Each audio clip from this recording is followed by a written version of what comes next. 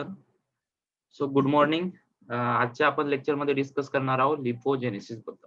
आता मागच्या लेक्चरमध्ये आपण बीटा ऑक्सिडेशन करून स्पेसिफिक लिपिडचं, फॅटी ऍसिड मॉलिक्युल्सचं काय केलं, आपण तिथून एनर्जी डिराईव्ह केली. आपल्याला काय झालं होतं, बॉडीमध्ये स्टार्वेशन कंडिशन आली होती, आपल्याला बॉडीमध्ये एनर्जी डिफिशियंट कंडिशन आली होती. म्हणून काय केलं आपण, जे काही आपण स्टोअर्ड एनर्जी होती in the form of lipid, त्याला काय केलं आपण, ब्रेकडाऊन केलं, त्यांचं काय केलं, ऑक्सिडेशन केलं. आणि तेच ऑक्सिडेशन झालेले, ऑक्सिडेशन म्हणजे काय होतं, रिमूव्हल ऑफ इलेक्ट्रॉन, आणि तेच इलेक्ट्रॉन कुठे लोड केले आपण, एफएडी आणि एनएडी वरती. आणि एक दोन ऍसिडाइल कोएन्झाइम चे मॉलिक्युल्स आपल्याकडे तयार झाले आणि ते कुठे एंटर झाले, आपल्या क्रेब्स सायकलमध्ये. म्हणजेच अल्टिमेटली आपण काय बघितलं होतं, आपल्याकडे फॅटी ऍसिडचे काही मॉलिक्युल्स असतील, त्या मॉलिक्युल्सला आपण बीटा ऑक्सिडेशन केलं. बीटा ऑक्सिडेशन झाल्यानंतर 16 कार्बन पाल्मिटाइल कोए 16 कार्बन पाल्मिटाइल कोएचं आपण ऑक्सिडेशन केलं होतं. आणि याच्यापासून काय मिळाले आपल्याला, 8 ऍसिटाइल कोए. 8 ऍसिटाइल कोए 8 ऍसिटाइल कोएचे मॉलिक्युल्स आपल्याला मिळाले. 2 कार्बन 16 कार्बनचा पाल्मिटॉइल कोए आपण ब्रेकडाऊन केला 8 ऍसिटाइल कोए मध्ये. 2 कार्बनचा ऍसिटाइल कोए मॉलिक्युल 8 इंटू 2 16 कार्बन आपल्याला कम्प्लीट ब्रेकडाऊन तिथे झालं. आणि याच ऍसिटाइल कोएला आपलं टीसीए मध्ये पाठवलं. 96 एटीपी आपल्याला इथे मिळाले. त्यानंतर बीटा ऑक्सिडेशन होत असताना आपल्याला 7 NADH मिळाले आणि 7 FADH2 मिळाले. आणि यांचं काय झालं, यापासून आपण यांना इलेक्ट्रॉन ट्रान्सपोर्ट सिस्टम मध्ये पाठवलं आणि यापासून आपल्याला 35 एटीपी आपल्याला मिळाले आणि याचे 96 असे टोटल आपल्याला 131 एटीपी मिळाले होते. आणि 2 एटीपी आपल्याला तिथे इन्व्हेस्ट झाले, म्हणून आपले 129 टोटल गेन एका पाल्मिटिक ऍसिड पासून आपल्याला मिळाले. सो आज आपल्याला शिकायचं आहे लिपोजेनेसिस. ज्याप्रमाणे बीटा ऑक्सिडेशन मध्ये आपण लिपिडचं ब्रेकडाऊन केलं होतं, ऑक्सिडेशन केलं होतं, तर आता आपल्याला लिपिडचं जेनेसिस करायचं आहे, लिपिडचं सिंथेसिस करायचं आहे. सो आता लिपिडचं जेनेसिस, लिपिडचं सिंथेसिस हे कधी होतं, की जेव्हा काय करता तुम्ही, जेव्हा तुम्ही खूप जास्त प्रमाणात खाता, कार्बोहायड्रेटचं कॉन्सन्ट्रेशन, ग्लुकोजचं कॉन्सन्ट्रेशन ब्लड मध्ये हे जास्त होते. Lipogenesis is a synthesis of fatty acids from the non lipid precursors. आता नॉन लिपिड प्रिकर्सर्स म्हणजे कोणते आहेत, की असे जे ऍक्च्युअली लिपिड नाही आहेत. आता आपण काय करतो, एखाद्या वेळेस काय करतो, जास्त खाऊन घेतो. जेव्हा आपल्याला भूक नसते तेव्हा पण आपण खातो. त्यावेळेस काय होतं, की आपल्या बॉडीमध्ये, आपल्या ब्लडमध्ये कार्बोहायड्रेटचं प्रमाण वाढते, अमिनो ऍसिडचं प्रमाण वाढते, ते एक्सेस होतं. आणि तेच एक्सेस झालेलं आपण काय करतो, as a form of fatty acid मध्ये काय करतो, आपण स्टोअर करतो. ते सगळं स्टोरेज कुठं होतं, in the form of triglycerides. ट्रायग्लिसराइडच्या फॉर्म मध्ये ते सगळं स्टोअर होतं. आणि ते सगळं स्टोअर झालेलं जे काही ट्रायग्लिसराइड फॅटी ऍसिडचे मॉलिक्युल्स आहेत, ते ऍडिपोज टिश्यू मध्ये आपले स्टोअर होत असतात. म्हणजे अल्टिमेटली आपलं फॅटचं कॉन्सन्ट्रेशन बॉडीमध्ये वाढतं, फॅटी ऍसिडचं कॉन्सन्ट्रेशन आपल्या बॉडीमध्ये वाढतं. हे सगळी कंडिशन, लिपोजेनेसिसची कंडिशन केव्हा होते, जेव्हा बॉडीमध्ये एनर्जीची कंडिशन जास्त असेल, जेव्हा एक्सेस ग्लुकोज बॉडीच्या ब्लडमध्ये हे प्रेझेंट असेल. So what is mean bye lipogenesis? Lipogenesis is a synthesis of fatty acid from non lipid precursor. So आता तुम्हाला माहिती आहे, जेव्हा आपण जेवण करतो, जेव्हा आपण फूड खातो, त्यावेळेस काय होतं, आपल्या बॉडीमध्ये ग्लुकोजचं कॉन्सन्ट्रेशन वाढतं. आणि ग्लुकोजचं कॉन्सन्ट्रेशन वाढतं म्हणजेच इथे काय होतं, ग्लुकोजचं कॉन्सन्ट्रेशन वाढल्यावर एक हॉर्मोन रिलीज होतो. त्या हॉर्मोनला नाव दिलं आपण इन्सुलिन. इन्सुलिन हा रिलीज होत असतो, तुम्हाला सगळ्यांना माहिती आहे, लहानपणापासून शिकत आले तुम्ही. सो इन्सुलिन काय करतं, insulin it activates the fatty acid synthesis और lipogenesis. So insulin gives activation signal for the fatty acid synthesis. लक्षात ठेवायचं, एमसीक्यू मध्ये विचारल्या जाऊ शकतो. So insulin is act as a activation signal for the fatty acid synthesis और for the lipogenesis. Lipogenesis सुद्धा आपण त्याला म्हणू शकतो. So lipogenesis is the process by which is a metabolic process through which acetyl CoA is converted to triglycerides for the storage of fat. So acetyl CoA, आता तुम्हाला माहिती आहे की ब्लड मध्ये ग्लुकोज गेल्यानंतर काय होतं, कोणती प्रोसेस चालते, ग्लुकोज ब्लड मध्ये गेल्यानंतर, एंटर झाल्यानंतर सेल लेवलवरती ब्लड ग्लुकोज एंटर झाल्यानंतर काय होतं, त्या ग्लुकोजचं ब्रेकडाऊन होतं. काय म्हटलं त्या प्रोसेसला आपण, ग्लायकोजेनेसिस, ग्लायकोलिसिस, सॉरी. हो ग्लायकोलिसिस. हो उमेश, व्हेरी गुड. सो ग्लुकोजचं कन्व्हर्शन, आपल्याला ग्लुकोजचं ब्रेकडाऊन आपलं होतं, तिथे काय तयार होतं, आपला पायरुवेट मायटोकॉन्ड्रियामध्ये एंटर होतो. एंटर झाल्यानंतर काय होतं, तिथे ऍसिटाइल कोएचा मॉलिक्युल एक तयार होतो. आणि याच ऍसिटाइल कोएच्या मॉलिक्युल पासून आपल्याला काय करायचंय, फर्दर आपलं काय करायचं, फॅटी ऍसिड सिंथेसिस करायचं आहे. So fatty acid synthesis. So from acetyl CoA to fatty acid synthesis, fatty ऍसिडचं तयार होणं, यालाच म्हणायचं लिपोजेनेसिस. म्हणजेच अल्टिमेटली जो काही आपला ग्लुकोज होता, जो काही आपले नॉन लिपिड प्रिकर्सर्स, आता ग्लुकोज काय कार्बोहायड्रेट आहे, म्हणजेच आपण काय म्हणू शकतो त्याला नॉन लिपिड प्रिकर्सर्स. तशाच पद्धतीने बॉडीमध्ये एक्सेस अमिनो ऍसिड तयार झाल्यानंतर, एक्सेस अमिनो ऍसिड म्हणजे एक्सेस प्रोटीन बॉडीमध्ये आल्यानंतर त्या प्रोटीनला सुद्धा ऍसिटाइल कोएन्झाइम मध्ये by the means of some process acetyl coenzyme मध्ये कन्वर्ट केलं जातं. आणि हाच ऍसिटाइल कोएन्झाइम पुढे काय करेल, हाच फॅटी ऍसिड सिंथेसिस, हाच याच्यापासूनच काय होईल, आपल्याला लिपिडचं जनरेशन तयार होईल, लिपिड इथून तयार होईल आपला. सो इथपर्यंत क्लिअर आहे की लिपिड मेटाबॉलिझम मध्ये काय होतं नेमकं. सो मग बीटा ऑक्सिडेशन मध्ये काय केलं, जो आपला फॅटी ऍसिड होता, जो आपला फॅटी ऍसिड तयार झालेला होता, त्याच फॅटी ऍसिडला आपण ऍसिटाइल कोएन्झाइम मध्ये कन्वर्ट केलं, म्हणजे त्याचं ऑक्सिडेशन केलं. So beta oxidation and lipogenesis are the reversal process. ही एक आहे एकमेकांची रिव्हर्सल प्रोसेस आहे. पण जसं ग्लुकोनिओजेनेसिस आणि ग्लायकोलिसिस ही एकमेकांची एक्झॅक्ट रिव्हर्सल प्रोसेस होती, पण इथे काय होतं, इथे तशा पद्धतीची एक्झॅक्ट रिव्हर्सल प्रोसेस नाही. पण अल्टिमेटली लक्षात घ्यायचं, सगळी स्टोरी कुठून तयार होते, आपली ऍसिटाइल कोएन्झाइम पासून. जेव्हा फॅटी ऍसिड ब्रेकडाऊन होतो तेव्हा ऍसिटाइल कोएन्झाइम तयार होते. जेव्हा ऍसिटाइल कोएन्झाइम एक्सेस मध्ये तयार झाला तेव्हा फॅटी ऍसिडचं सिंथेसिस हे होत असतं.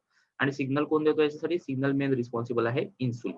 So the triglycerides in the fats are packed with the cytoplasmic lipid droplets. हे सगळे ट्रायग्लिसराइड्स जे असतात ते एक्सेस तयार झालेले, ते in the form of lipid droplet हे सायटोप्लाझम मध्ये एक पॅक्ड होतात. So the dietary carbohydrates amino acid when consumed in excess, it can convert to the fatty acid and stored as a triglycerides. So जेव्हा carbohydrate amino acid जेव्हा access मध्ये consume होतात त्यावेळेस काय करतात, ते फॅटी ऍसिड मध्ये त्यांचं कन्व्हर्शन हे केलं जातं. सो डिनोव्हो सिंथेसिस म्हणजे फॅटी ऍसिडचं एका नवीन सोर्स पासून सिंथेसिस करणे, यालाच म्हणायचं de novo synthesis. So de novo synthesis of fatty acid occur predominantly in liver. Site लक्षात ठेवायची, kidney, adipose tissue and lactating mammary gland. सगळ्यात जास्त कुठं होतं lipogenesis, highly active in the liver, kidney, adipose tissue, lactating and memory gland. MCQ मध्ये याच paragraph मधून तुम्हाला क्वेश्चन विचारला जाऊ शकतो. सो स्क्रीनशॉट काढून घ्या पटकन. चला स्क्रीनशॉट काढला सगळ्यांनी. सो लिपोजेनेसिस बद्दल आपण डिस्कस केलं. याच्या पुढचे क्वेश्चन मे बी तुम्हाला विचारले जाऊ शकतं. ऍक्च्युअल जी कंटिन्यू करूया टॉपिकला. So the enzyme machinery for fatty acid production is located in the cytosomal fraction of the cell. कुठे प्रेझेंट असते सगळी एन्झाईमची मशिनरी, सेलच्या सायटोप्लाझम मध्ये प्रेझेंट असते. So acetyl CoA is the source of carbon atom. Acetyl CoA पासून काय होईल, आपलं फॅटी ऍसिडचं सिंथेसिस हे होणार आहे. म्हणून आपल्या फॅटी ऍसिड सिंथेसिस साठी जो काही प्रिकर्सर लागेल, जिथून आपली रिएक्शन स्टार्ट होईल, तो कोणता मॉलिक्युल आहे आपला, ऍसिटाइल कोएन्झाइम, ऍसिटाइल कोए. So acetyl CoA is the source of carbon atom while NADPH provides the reducing equivalent. Reducing equivalent म्हणजे जे काही आपण एनर्जी इलेक्ट्रॉन स्टोअर करणार आहोत तिथे, ते कशामध्ये स्टोअर होईल, NADPH मध्ये. And ATP supplies energy for the fatty acid formation. So ATP also needed for the fatty acid formation. So आता ऍक्च्युअल फॅटी ऍसिड फॉर्मेशनची लिपोजेनेसिसची प्रोसेस ही आपण लक्षात घेऊया. So lipogenesis start with the formation of acetyl CoA. तुम्हाला माहिती आहे की आपण फूड इनकल केलं, समजा आपल्या बॉडीमध्ये एनर्जी एक्सेस झाली, फूड आपण कंझ्युम केलं, फूड नंतर काय झालं, फूड आपल्या सेल लेवलवरती आला, सेलच्या सायटोप्लाझम मध्ये फूड एंटर झाला, ग्लुकोज आपला एंटर झाला, फूडचं ब्रेकडाऊन होऊन, आणि या ग्लुकोजचं कॉन्सन्ट्रेशन हे व्हेरी व्हेरी व्हेरी हाय होतं.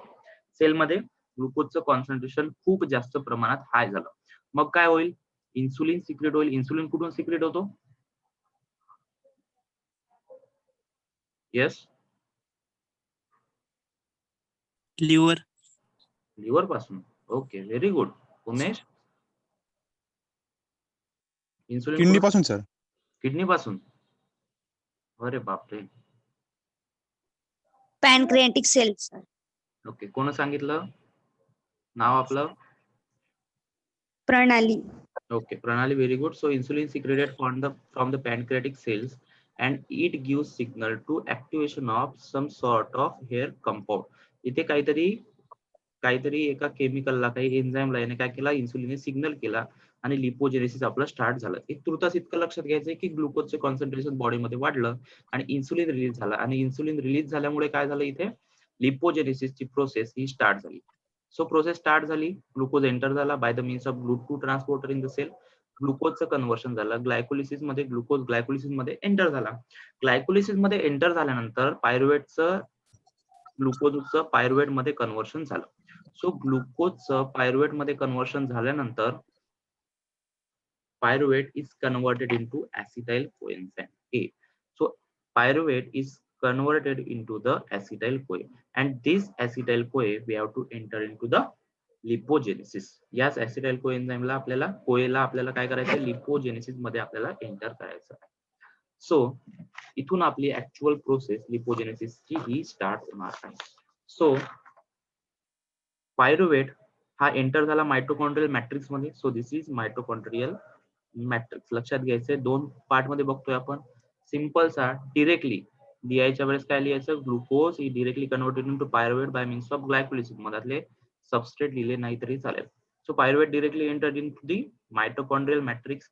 मायटोकॉन्ड्रियल मॅट्रिक्स मध्ये पायरुवेट आपला एंटर झाला. पायरुवेटचं कन्व्हर्शन ऍसिटाइल कोए मध्ये झालं आणि ऍसिटाइल CoA is enter into the TCA cycle. TCA cycle मध्ये acetyl coenzyme enter झाला. acetyl CoA combines with the oxaloacetic acid and the formation of citrate takes place. इथं स्टेप तुम्हाला आठवत असेल. सो TCA सायकल मध्ये एंटर झाल्यानंतर इथे सायट्रेटचं formation झालं. आता या सायट्रेटचं पुन्हा TCA मध्ये आपल्याला याला रन नाही करायचंय. तो जो हा काही आपला सायट्रेट बनेल तो पुन्हा आपल्याला सायटोप्लाझम मध्ये पाठवायचा आहे आणि हाच पुन्हा सायटोप्लाझम मध्ये गेल्यानंतर हा सिट्रेट पुन्हा ऍसिटाइल कोए मध्ये आपला कन्वर्ट होईल. डिरेक्टली आपण ऍसिटाइल कोएन्झाइम हे सिट्रेट सायटोप्लाझम मध्ये पाठवू शकत नाही, कारण की त्याच्यासाठी ट्रान्सपोर्टर्स इथे प्रेझेंट नसतात. सो आपण काय केलं, सुरुवातीला ऍसिटाइल कोएन्झाइमचं कन्व्हर्शन सिट्रेट मध्ये केलं, TCA सायकल मध्ये त्याला पाठवलं आणि जो एक्सेस सिट्रेट तयार झाला होता त्याला काय केलं, आपल्याला सेलच्या सायटोप्लाझम मध्ये आपण त्याला पुन्हा पाठवलं. सो सिट्रेटचं कन्व्हर्शन ऍसिटाइल कोएन्झाइम ए मध्ये, सिट्रेट सायटोप्लाझम मध्ये गेला, तिथे त्याचं पुन्हा कन्व्हर्शन ऍसिटाइल कोएन्झाइम कोए मध्ये झालं. So it takes this reaction is catalysed by the enzyme ATP citrate lyase. ATP citrate lyase नावाच्या एन्झाइमने ही काय केली, रिएक्शन कॅटलाइज केली. सो त्याच्यानंतर acetyl CoA is converted into the malonyl CoA by means of enzyme ACC1. So ACC1 stand for acetyl CoA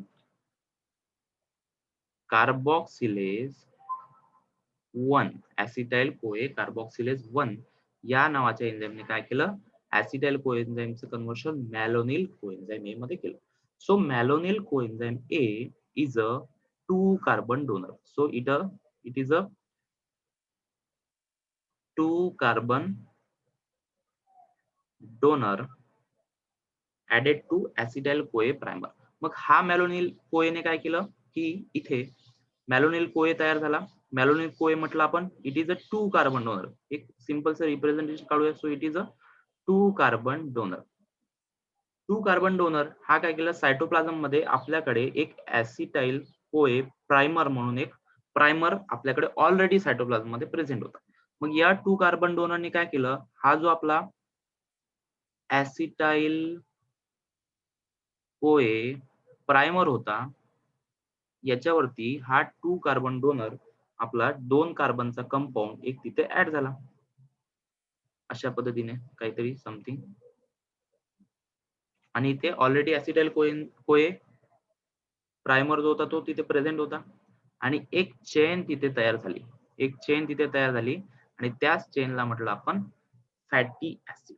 आणि हे सगळी reaction कोणी कॅटलाइज केली, by the multi functional enzyme fatty acid synthase. Fatty acid synthase हा एक multifunctional enzyme आहे.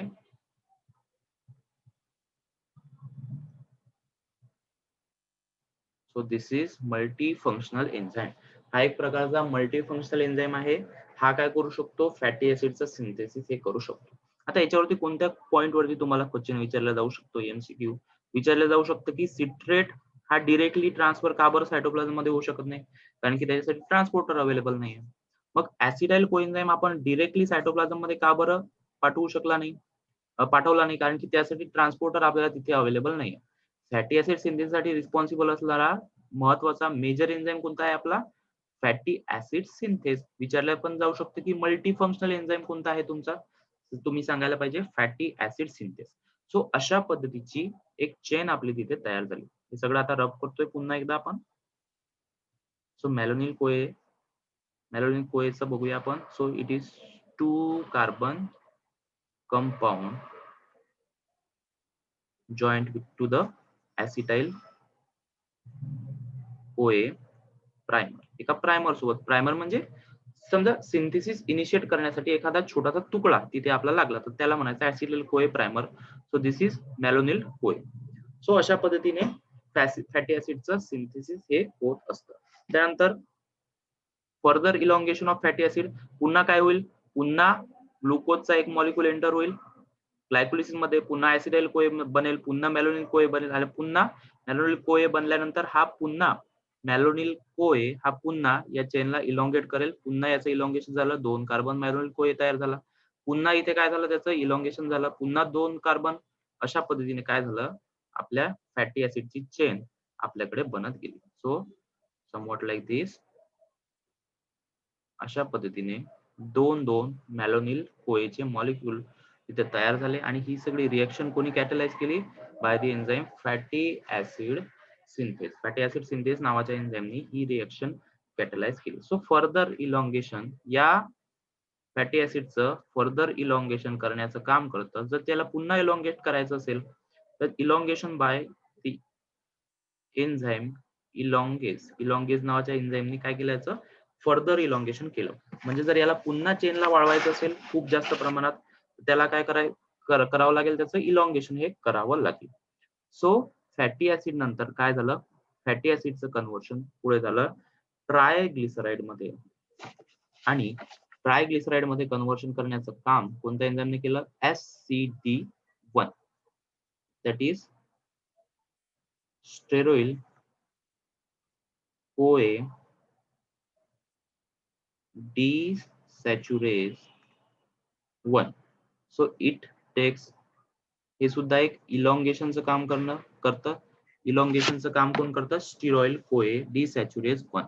एक इलॉंगेज enzyme हा असतो जो काय करतो, फॅटी ऍसिडची चेन पुढे जर आपल्याला वाढवायची असेल तर त्याचं काम, वाढवण्याचं काम कोण करतं, इलॉंगेज नावाचे एन्झाइम. सिंपलचा पॉइंट लक्षात ठेवायचा, सगळ्यात महत्वाचं एमसीक्यू मध्ये विचारलं जाऊ शकतं की ऍसिटाइल कोएन्झाइम हे का बरं डिरेक्टली एंटर होऊ शकत नाही. मॅलोनिल कोएन्झाइम एक 2 कार्बनचा कंपाऊंड असतो, 2 कार्बनचा कंपाऊंड पुन्हा एक ऍसिटाइल कोएन्झाइम हे आपला असतो. इनिशिएट कोण करतं, fatty acid synthesis insulin initiate करतं. सो इन्सुलिन हा एक सिग्नल देतो, insulin give signal to SREBP. So what is SREBP, information साठी लक्षात ठेवायचं, SREBP1C sterol regulatory element binding protein. आणि हाच काय करेल, हाच पुन्हा फॅटी ऍसिड सिंथेसला सिग्नल करेल आणि फॅटी ऍसिड सिंथेस नावाच्या एन्झाइमचं ऍक्टिव्हेशन करण्यास मदत करेल. सो इथपर्यंत क्लिअर आहे सगळ्यांना? हो सर. ओके. सो सिंपलचा एक पॉइंट लक्षात घ्यायचा की आपल्याला एमसीक्यूच्या दृष्टीने स्टडी करायचा आहे, तो कशा पद्धतीने करायचा आहे. सो याच्यानंतर बघूया आपण लिपोलायसिस. आता एक त्याआधी पॉइंट डिस्कस करूया की फॅटी ऍसिडचं कन्व्हर्शन ट्रायग्लिसराइड मध्ये कशा पद्धतीने झालं. So fatty acid, how the fatty acid is converted into the ट्रायग्लिसराइड. So fatty acid is a organic acid which combine with the alcoholic group to form ester and water. म्हणजेच fatty acid is attached with glycerol. 3 fatty ऍसिडचं जर आपण glycerol सोबत attachment केलं, so glycerol is hydroxy group असतो, त्याच्याकडे OH group present असतो. Acid आणि OH ग्रुपला जर आपण एकत्र केलं, हायड्रॉक्सी ग्रुपला जर एकत्र केलं, तर आपला इस्टर तयार होतो. इतकं फक्त लक्षात ठेवायचं. आणि इस्टर म्हणजे काय, आपला ट्रायग्लिसराइड्स आहे. So ester is our triglyceride. तो अशा पद्धतीने ट्रायग्लिसराइड तयार होतो. So is a triester of glycerol. ठीक आहे. हाच ट्रायइस्टर जो आहे तो आपल्या स्टोरेज फॉर्म मध्ये बॉडीमध्ये स्टोअर होतो. So it store in the body in the form of fat. हाच ट्रायग्लिसराइड काय असतो, आपल्या बॉडीमध्ये फॅटच्या रूपात हा बॉडीमध्ये स्टोअर असतो. आणि हा कुठे स्टोअर असतो, हा मेनली स्टोअर असतो ऍडिपोज टिश्यू मध्ये. तुम्हाला माहिती आहे ऍडिपोज टिश्यू मध्ये काय असतात, आपली ग्लिसराइड स्टोअर असतात in the form of lipid droplet in cytoplasm. So अशा पद्धतीने आपलं ट्रायग्लिसराइडचं सिंथेसिस इथं होतं. सिंपलचं लक्षात ठेवायचं की फॅटी ऍसिड आणि ग्लिसरॉल मिळून ट्रायग्लिसराइड्स आपले तयार करतात. म्हणजे ऑर्गॅनिक ऍसिड आणि अल्कोहोल हे समजा जर एकत्र आपण केले तर आपल्याला इस्टर मिळतो, आणि त्याच इस्टरला काय म्हटलं आपण, triglycerides. So this is the concept of triglycerides. So आता बघूया आपण लिपोलायसिस बद्दल. What is mean by lipolysis? Lipolysis is the breakdown of lipid. लिपिडचं ब्रेकडाऊन म्हणजेच लिपोलायसिस. ज्याप्रमाणे ग्लुकोजचं ब्रेकडाऊन, ग्लायकोलिसिस बघितलं होतं आपण, त्याच पद्धतीने काय म्हटलं आपण की लिपोलायसिस म्हणजे लिपिडचं ब्रेकडाऊन. सो तुम्हाला माहिती आहे ट्रायग्लिसराइड्स, लिपिडचं सिंथेसिस कुठे झालं, आपण लिपिडचं सिंथेसिस म्हटलं आपण लिव्हर मध्ये. So triglycerides are synthesize in the liver. आणि लिव्हर मध्ये ट्रायग्लिसराइडचं सिंथेसिस झाल्यानंतर in the form of very low density lipoprotein. आता what is very low density lipoprotein? जे काही आपण ट्रायग्लिसराइड असतात त्याला आपण जर कोलेस्टेरॉलचे मॉलिक्यूल एकत्र केले तर त्याच्यापासून बनतं आपला very low density lipoprotein. So in the form of very low density lipoprotein हे लिपिड ड्रॉपलेटच्या फॉर्म मध्ये ब्लड मध्ये पाठवले जातात, आणि ब्लड मधून हे ऍडिपोज टिश्यू कडे पाठवल्या जातात. सो ब्लड मधून हे ऍडिपोज टिश्यू कडे पाठवल्या जातात आणि तिथे त्यांचं स्टोरेज होतं. म्हणजे लिपिडचं सिंथेसिस कुठे झालं, ऍक्च्युअल सिंथेसिस झालं लिव्हर मध्ये, आणि स्टोरेज फॉर्म कुठे आहे, आपला adipose tissue. So adipose tissue is a storage form.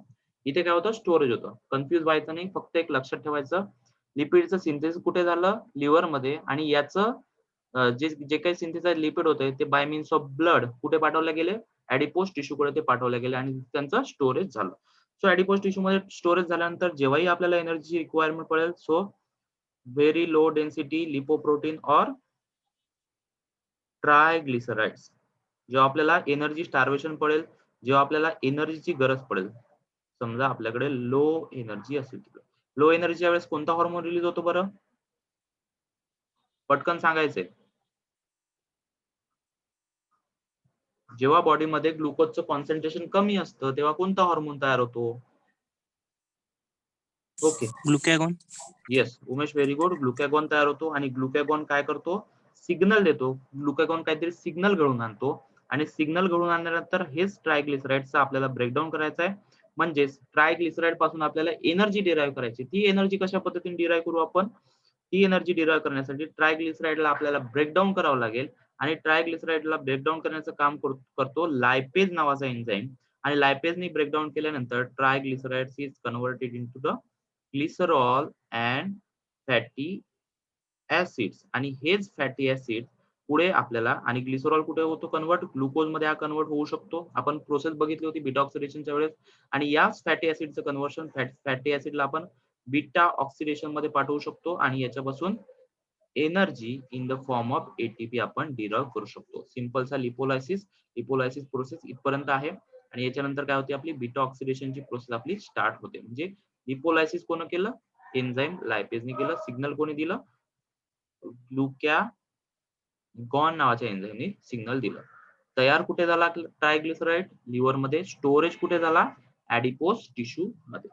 So इथे आपला युनिट आपला संपतोय, लिपिड मेटाबॉलिझम.